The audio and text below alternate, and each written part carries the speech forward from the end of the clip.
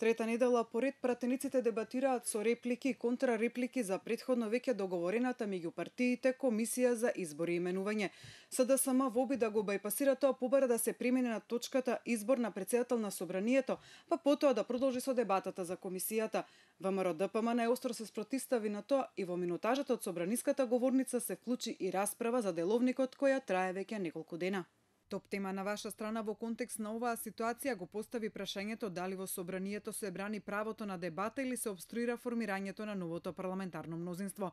Одговорот на Петар Делјан е дека во политиката се е дозволено доколку се игра според правилата, кога СДСМ бойкотираше цела меѓународна секрена, а сега само критики напред ВМРО. Сашо Мержановски смета дека формално секој пратеник има право на дебата, на реплики и контрареплики во собранието, но според него сегашнава папагал ситуација се искористува максимално за обструкција, зашто тие што го прават тоа нема никогаш да признаат дека ова го прават за некои нивни цели и дефокусирање на јавноста од криминалот, судските постапки и суштинските прашања. Боја Рисмани на Фејсбук ни напиша дека и самите ВМРО-вци знаат дека не се брани никакво право на дебата. Крајот на дебатава ќе си дојде, после ќе видиме каде ќе бегаат криминалците од ВМРО ДПМН, напиша Исмани.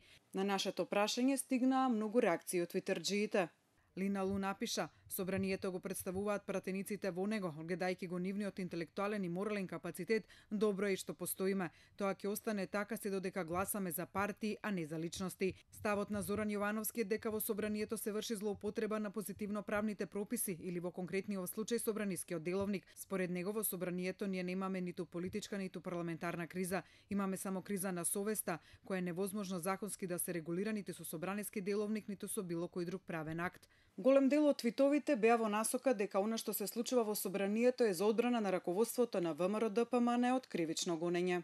Одговорот на Гус Фринке дека се обструира цела Македонија, не само неговото мнозинство, се со цел да се спаси врвот на ВМРО ДПМН на чело со Груевски да не заврши в затвор. Ставовите на твитерџиите Тинг Тантер ГК се речиси идентични. Тие сметаат дека се прави обструкција и се брани криминалното раководство на ВМРО ДПМН да не оди во затвор, а со цел да истече мандатот на СЈО за покренување кривични постапки. Ник Неймо Цене напиша: во собранието се брани криминалот и неправдата, додека ставот Ненди Дуфране од режимот си ги брани криминалите и власта, ништо друго, но според него највиновно е мнозинството бидејќи дозволи ова да се случува.